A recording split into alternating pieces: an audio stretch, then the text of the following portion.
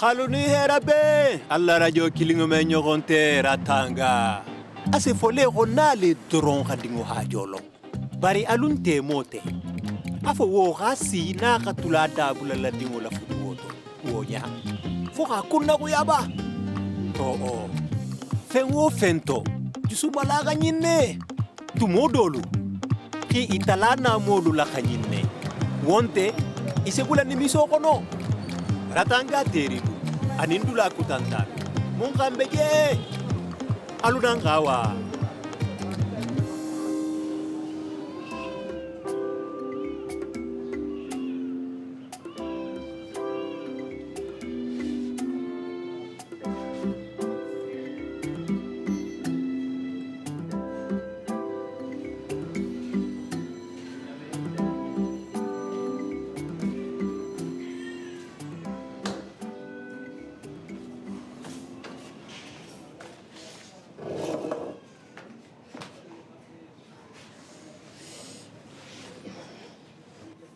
jonki ye khadun khamo ko déranger la barola imi la tour khonon no ay yafa imalo khono le bendi min kha il était kebi bulu ay awa takhati kesa ikhi sigi ikhi to khomo khono atata nyaawo nyaay tebe wo be nyaagali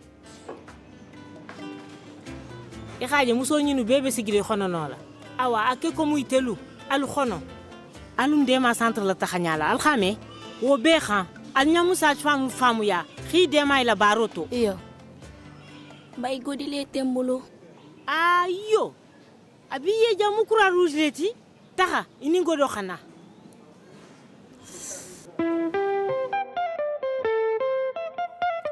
C'est la vie à Ratanga, c'est la vie à Ratanga, c'est la vie à Ratanga, Ratanga, that's life. C'est la vie à Ratanga.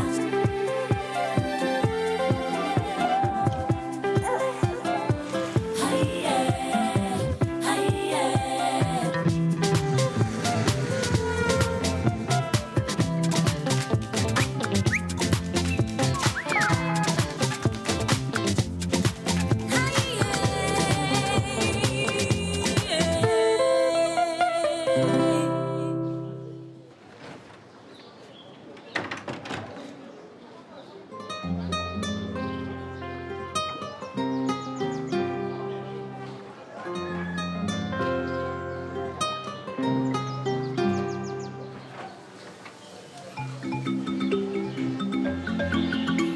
Isa ko banna korita nante ay nte herala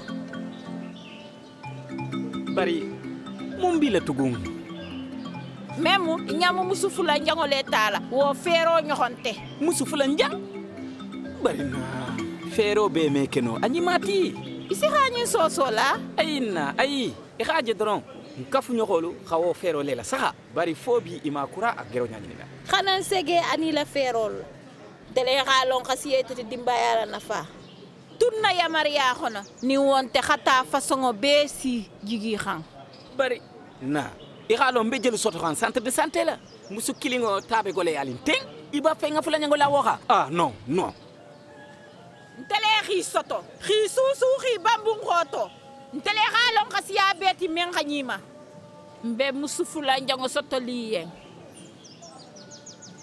xayi xono menu ba fe xado molo soto sakumantelu mo xo ndim fingolu wo man gole ni mu kesse dom lati ibe mu faxa dim fisir wallo ay fusi name atu ngan to mira nsi kuma to ku nyima lunkutang nyamu taxala baradula sañi na bit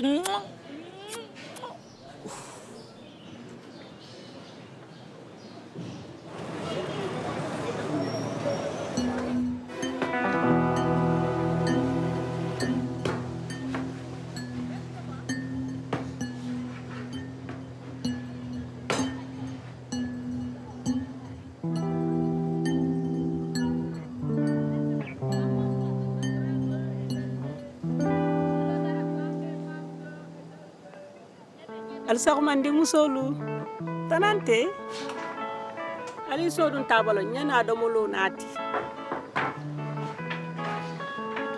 alu sagoma dindingol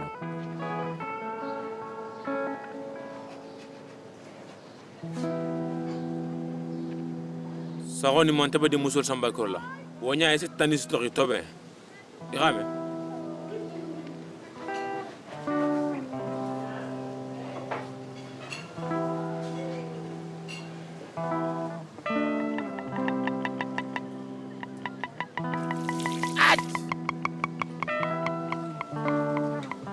خلاص اغني ما يما ما فزتو كاك فوق عندني على سغا الى كل كاك فودي البغسيغا hani mba fe gafe ite mbunyali nyala mbula ibendi minga mbula ikame harfa mumbila Mkono le bendi menga. ikan nasilan bi balola sa halale Gudi tembulu.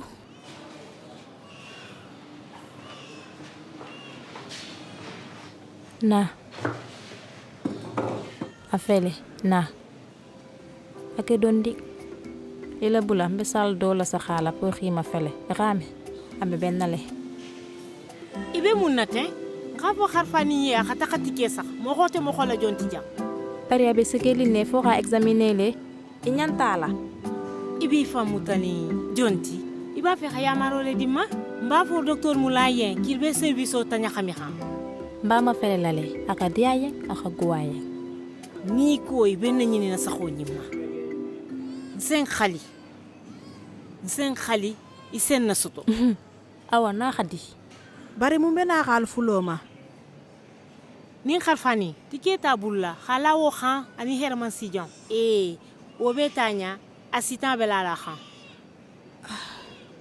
ni famu bari made yaay I khalon ko be fero belo kha service o tobe akhana fu mambulu bari mun benen khalifala abi ma khasi kan khono dimingo lela awa asita ala kunya ala saha korsa ila consultation jokki alun na me harfalo sigi nyoko songo me kisi bari nyokon to mutole sena alte mo sebe isena kunyima soto alake alaye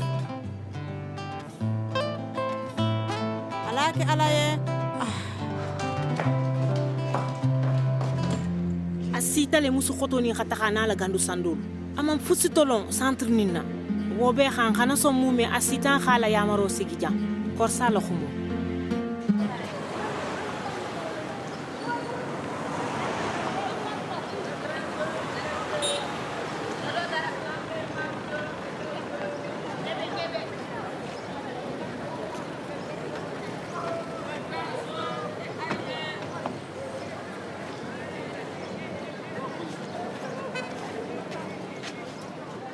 Paga, sile nyibla kili.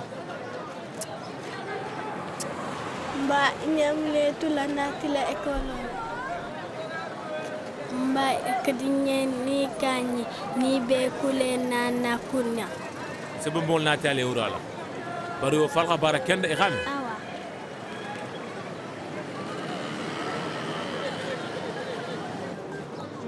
Rokuba, ibinya to dia linde. Ila bonyalo nyindung. Bajen nata ka dole sam pour khadi muso la mo xol me ñam musigi la talako Musu fulanjang. fusi mam fisa musu fulanjang pour xa folo la til Emade. Akita di akawo nouvelle metuma menna. iba fi hakedi et puis amia ke no nyakutamma Rokoba. Ake dondi ni musu fulanjang ko. Baluo gole ya poste la musu kilinti golu bulu. Imira ke kili musu fula. imeta jaxu poste wole ri la ñinan na adolu tuma jama musu fulanjang futu ke ta problème oti barinte ngalo men xagni musu fulanjang portala sukaro kilo dimma anin farine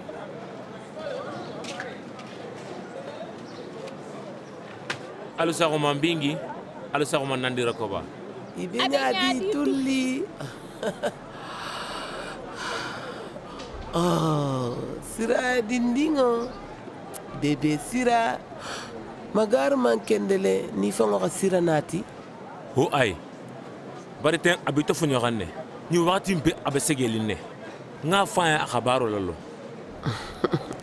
ni muke ñima le la xumoti ni quartier kelu be sila tambi silo joki asike kuñima baati ni sege tulli nam nandi ita men ka village la musolu long i ñammu leexan deema musu fula njango la soto pour tala tala si musu fula njan sotole aman si village la ime iban poste la jan sila ibe muso min bokan village la xanati dugu ba kono futuwala wole be tiñale fan ka sia postel tat awa tareta ni se kenda mingi tulli Voilà, nkura tale. Bila yelo tala. Ake doni ngi madema. Voilà. Aranyi. Iyo. Foko examen ku tanki yen. Na examen lu saranyi.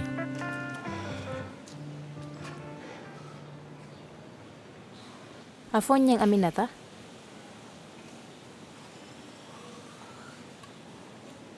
Ni waxati inin ke man fere.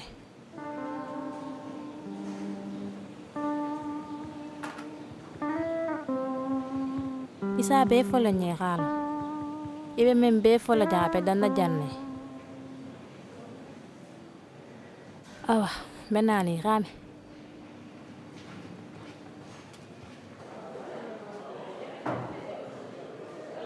Yaay. Ba fay han tombe ni xarfandingol la ko la i xalom be xarfandingo men la saxaxa birin kura la saxala na miroto dole xa forcer an ya xila Ayo. Bravo. Ni taxatare fo xala xuma. Tumandolu me fui fo. Surtout ni xitulu ngila. ay de aman son fusi folagne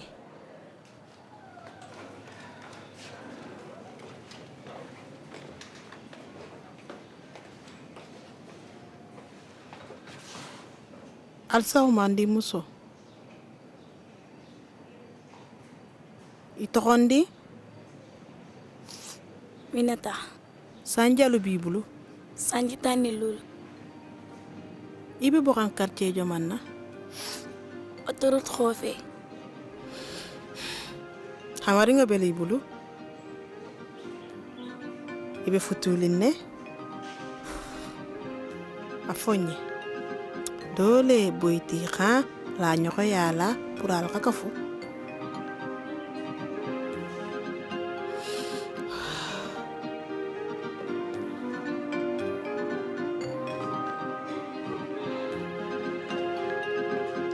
Aminata, ni man kuma miyalon no min bila.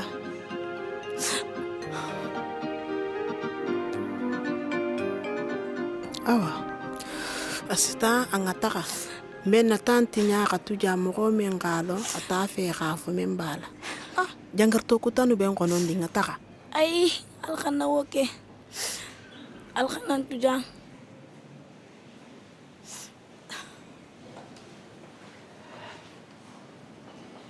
Awa, abe fonye.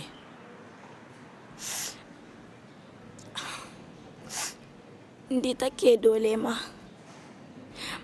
Mada nyaman lamen ha. Tuma wo tuma astula poilang ha.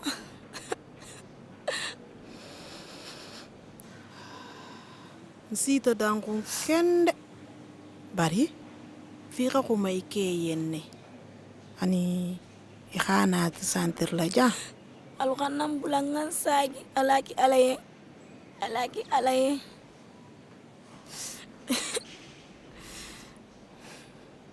Abe benale. Naki, afote I ka luo soto le. Ba nyabe temene nyabale ma. Nte courtier men se luo soto. Ministre lui, député lui, Sigalala lui, Balontana lui, Jamano Alifa lui. Hein? Malahi do tay. Bari problème te wala. Ndasaha, te wo infirmier de docteur, OK? Bari ouf. Eralonja, infirmier, médecin, sage-femme, garçon de salle. Abela kuraka ne, na kurata. Iba jele le nyala. Abe kenyi nyala le. isaxu ma kende ñima e ñanon deme sekide bir ite da ba ñimu patron baale jabe appartement ni na ila tanta bulu he ite jon xite fo sa ñabe docteur lu bera ñinto ki de te jang ani man kan be jang nsageti la kunta ñani hoto yana tan siamantinya bari itele ko ñen kibe fanda di male nola bari kana dimi oh ilo nga fen kutangini ye oh docteur ilo infirmier ilo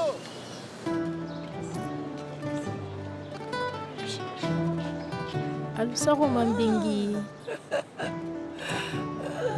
ake tadi ntumba fele ni sonta mate na félicitation le féliciter mon rang zina musolana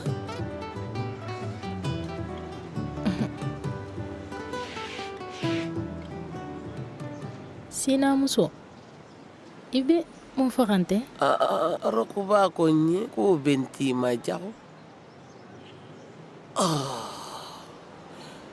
haketu nyendi muso itunte musu fulanjan ko nyi khalama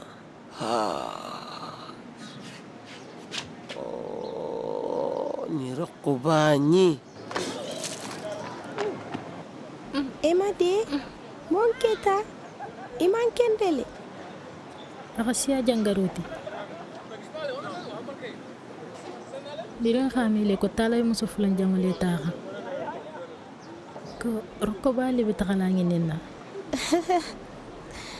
musu fulanjango enteri bari wote fenti ifana ise khero sotoro ko babulu anyabe tula manyo leto ontumo isi la san soto ifaye ay bari bi mu fakante e xalon ne ngame mu ñaro ko bafi ani musu fulanjango ni khero te sudunna asi siya jaxana moti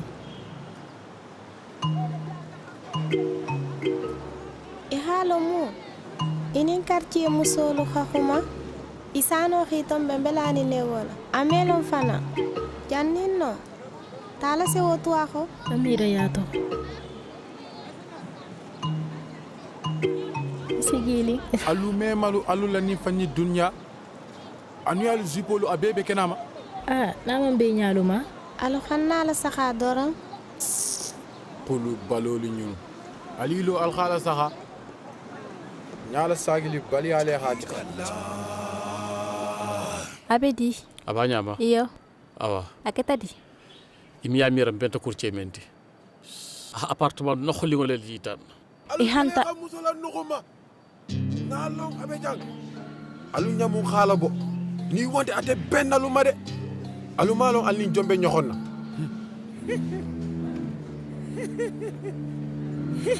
ni mo xola jele laale xamunu yey tonton aseke imantolo mume inyalo na blouse la yake I xalon tele mu la sonalo musoti ini mense damie jouer ibe baro la canni iyo ani moko men bebe jan miya fona yono kabara kende ime problème soto no jan centre la bi tarala ay xake doyi hein mbe musule ñine xam gaay ne ka xafatana la can bari amé xumome musolu doro man xanna la filina la jan ikelu fana lanna dondi nsi musu danko kosobe bari wotunte bulu iyo awa nsonta bari musobe minto nko na beja iba jelela wandi muso datu ko xama fandi tonton ilon xi danko tonton iseji nimi bawo xulenta jaxuja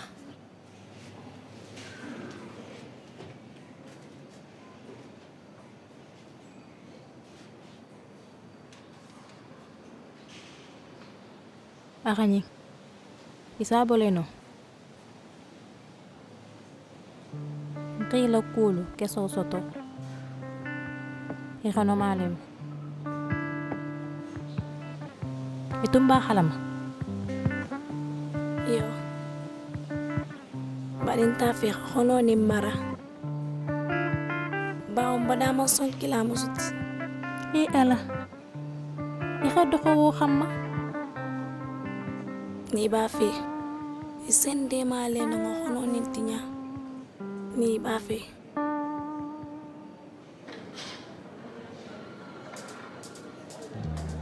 Iralon fandi ntele se kuwo be nya boja wo tolu be jan ka tombe no kurungo di musoluma wo doron abe ko membe khonoto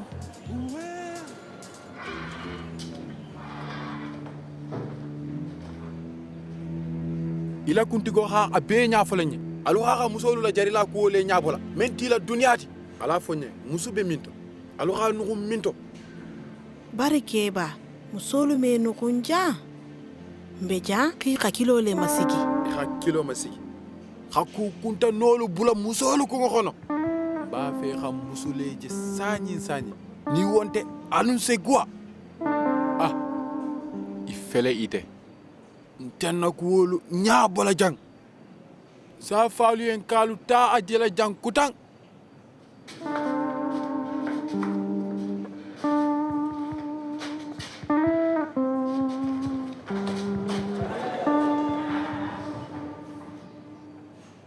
asta nteni docteur Moulay ba fe xa dula dole la wuli dindingalu se xibaria sotono ñami ani ila kafunya kulo asita nson hakilo dole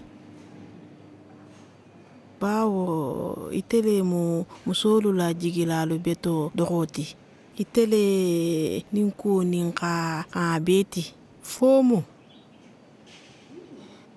wala jang mana fonta ko tolam bori li noma nga tola nyabi niwa haki tulo khagole awa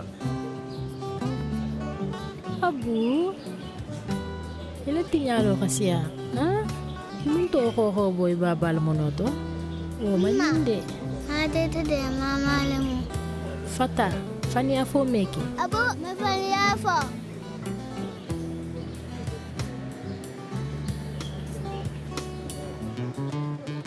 imade abi yesibo waxato belibu ibambandondi kala jenale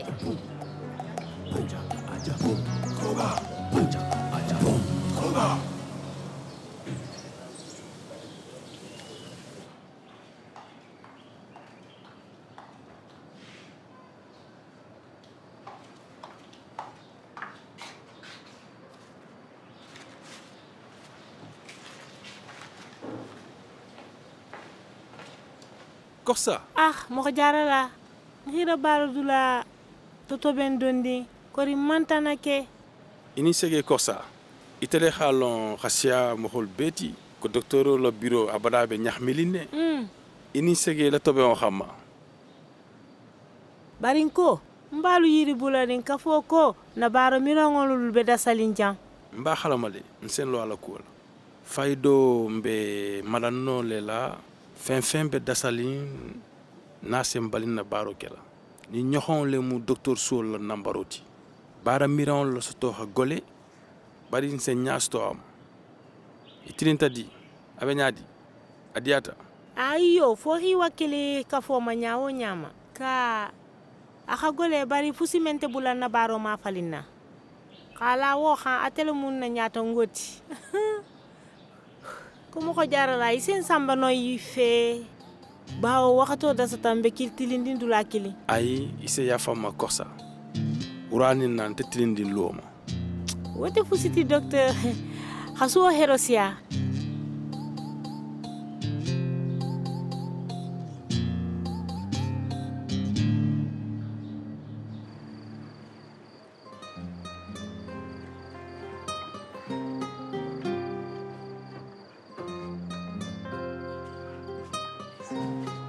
sali sino kata sila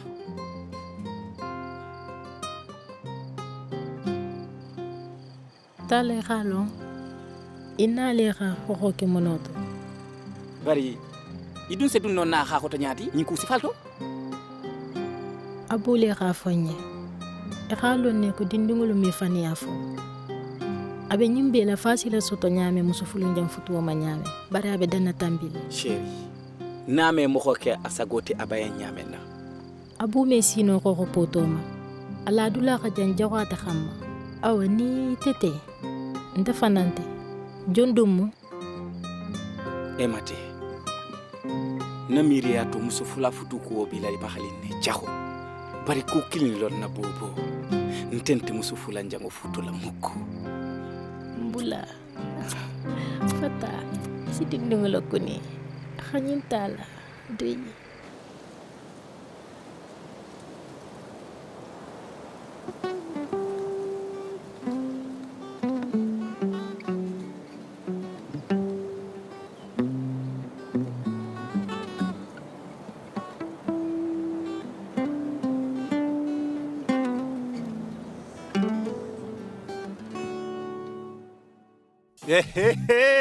Eja.